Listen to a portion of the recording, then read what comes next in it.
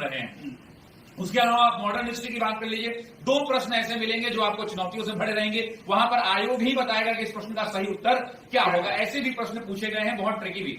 उसके अलावा आप ज्योग्राफी को देखें तो ज्योग्राफी में लगभग 3 से 4 ऐसे सवाल हैं जो काफी कठिन श्रेणी में आते हैं। बाकी सवाल जो है फैक्ट बेस्ड क्वेश्चन हैं। अगर आपने भूगोल सब्जेक्ट पढ़ा होगा, अगर आपने विषय की तैयारी करी होगी तो आपका वो प्रश्न बन जाएगा।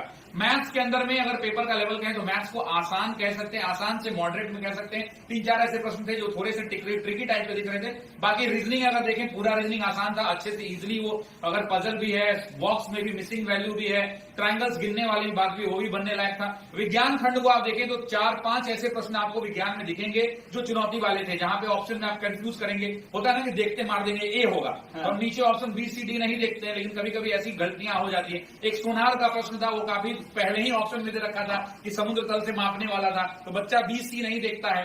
चूंकि ऑप्शन के अंदर में डी और ई दोनों विकल्प है, तो वैसे परिस्थिति के अंदर में अच्छा खेलने का प्रयास किया गया और होना भी चाहिए। अगर परीक्षा बहुत सरल हो जाएगी तो वैसी परिस्थिति के अंदर में सबके लिए आसान हो जाएगा। तो परीक्षा में चुनौतियां होती हैं, उसी का ये टेस्ट होता है। ओवरऑल पेपर को अगर आप देखेंगे तो आप मीडियम स्तर का पेपर कह सकते हैं, ना ज्यादा बहुत आसान है, ना ज्यादा बहुत कठिन है।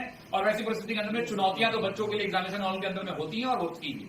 सर, जिस तरह से पीआरटी 1 का एग्जाम हुआ था, उसमें सबसे हार्ड पेपर पीआरटी का ही माना जा रहा था। उसको देखते हुए कहीं न कहीं इस बार का पेपर तो काफी पीआरटी 1 में मुझे लगता है कि पीआरटी वाला पीजीटी वाला से बदला गया था। ठीक है, ऐसे ऐसे क्वेश्चन से जो टीचर ने भी नहीं पढ़े होंगे। बहुत सारे 3-4 प्रश्न तो 3 प्रश्न तो मुझे अभी भी याद है कि ऐसे ऐसे किताबों के प्रश्न थे, उसको स्वीकार कर लेना चाहिए। हर कुछ का ज्ञान शिक्षक के पास नहीं हो सकता है ना, संभव नहीं है। तो टीआरटी 1 वाकई में सबसे ज्यादा कठिन था। उसकी अपेक्षा में देखें या टीआरटी 2 या 3 की अपेक्षा में देखें तो उसी लेवल का एक प्रश्न बनाने का प्रयास किया गया है। और प्रश्न जो है ठीक ठाक प्रश्न था, इसको बहुत कठिन नहीं कहेंगे लेकिन बहुत आसान भी नहीं कहेंगे, मॉडरेट लेवल का प्रश्न है। अगर बहुत पेशेंस के साथ, परसिवरेंस के साथ, बहुत संयमता के साथ अच्छे से अगर विद्यार्थी ने बनाया होगा तो विद्यार्थी जो है अच्छा अटेम्प्ट और अच्छा अंक ला सकता है। सर, काफी सारे छात्रों का रिव्यू करने पर वो लोग कह रहे थे कि मैथ और रीजनिंग का लेवल काफी लो था, मतलब वो सभी लोग बना दिए होंगे, लेकिन कहीं ना कहीं करंट वगैरह को देखो तो थोड़ा सा हाई है।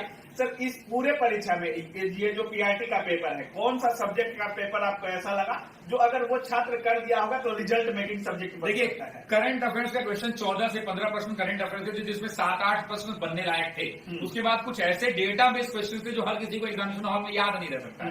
एक्सेप्शनल क्वेश्चन पूछे जाते हैं वैसे। तो मुझे लगता है कि अगर सबसे ट्रिकी पोर्शन को आप देखेंगे तो मेरे हिसाब से जो सबसे ट्रिकी पोर्शन नजर आ रहा है वो आपको करंट अफेयर्स एक चुनौतियों भरा दिख रहा है। पॉलिटी के भी कुछ क्वेश्चन जो है ट्रिकी नजर आ रहे हैं, ज्योग्राफी में भी ट्रिकी है। तो ओवरऑल अगर आप देखेंगे तो पेपर के अंदर में एक अच्छा मिला जुला पेपर कह सकते हैं इसको, और करंट ने हकीकत में बच्चों को परेशान किया। सर, अभी 9, 10 और 11, 12 का पेपर बाकी है। सर, जिस तरह से कल का भी 6 to 8 का था, आज पीआरटी का भी हो गया, इसको देखते हुए क्या अनुमान है, उसका पेपर कैसा आ सकता है? ऐसा ही रहेगा या थोड़ा सा लेवल आप देखने को? देखिए, आयोग कभी भी बाउंसर फेंक सकता है, तो इसलिए हम इस पर कोई टिप्पणी नहीं करेंगे। मैं कह दूं कि पेपर दोनों ठीक ठाक था तो अगला पेपर भी ठीक आएगा नहीं। कल आपने देखिए इंग्लिश वालों के साथ क्या हुआ।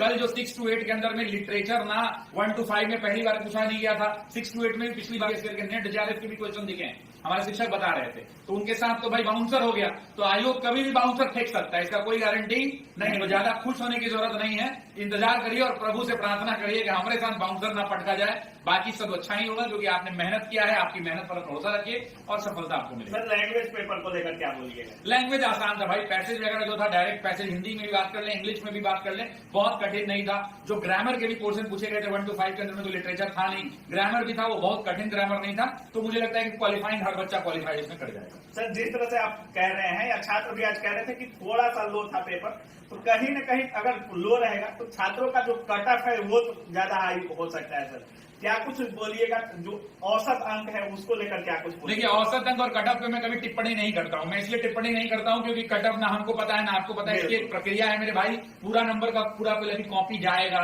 जमा किया जाएगा, उसके बाद चेक होगा, चेक होने के बाद सबका नंबर सरियाया जाएगा और तब जाके कट ऑफ निकाला जाएगा। तो कट ऑफ पे टिप्पणी करना मतलब अपने आप को हल्का साबित कर देना। एक गंभीर शिक्षण संस्थान होने के नाते मैं आपको कह सकता हूं कि कट ऑफ पर हमें टिप्पणी नहीं करनी चाहिए। कट ऑफ जो भी आएगा, अब जो होना था हो गया, परीक्षा देना था दे दिया आपने, अब जो कट ऑफ आएगा वो सर्वमान्य होगा। एक चीज देखा जाता है सर, पेपर का लेवल अगर थोड़ा सा लो है तो कट ऑफ हाई चला जाता है और थोड़ा सा अप हो गया तो कट ऑफ लो चला। देखिए, अब आप समझिए आपने कितने लोगों का रिव्यू किया, 10, 20, 50, 100। बिल्कुल, हम लोग भी रिव्यू पूछते हैं बच्चों से, लेकिन ओवरऑल देखने के बाद ही पता चलता है। तो वो आयोग के पास ही क्षेत्राधिकार है, आयोग ही उसको जारी करेगा और हम सबको उसी कट ऑफ का इंतजार करना चाहिए। इधर उधर में समय व्यतीत नहीं करना चाहिए। अब जो होना था वो हो गया, वो बैक नहीं होता था। मान लीजिए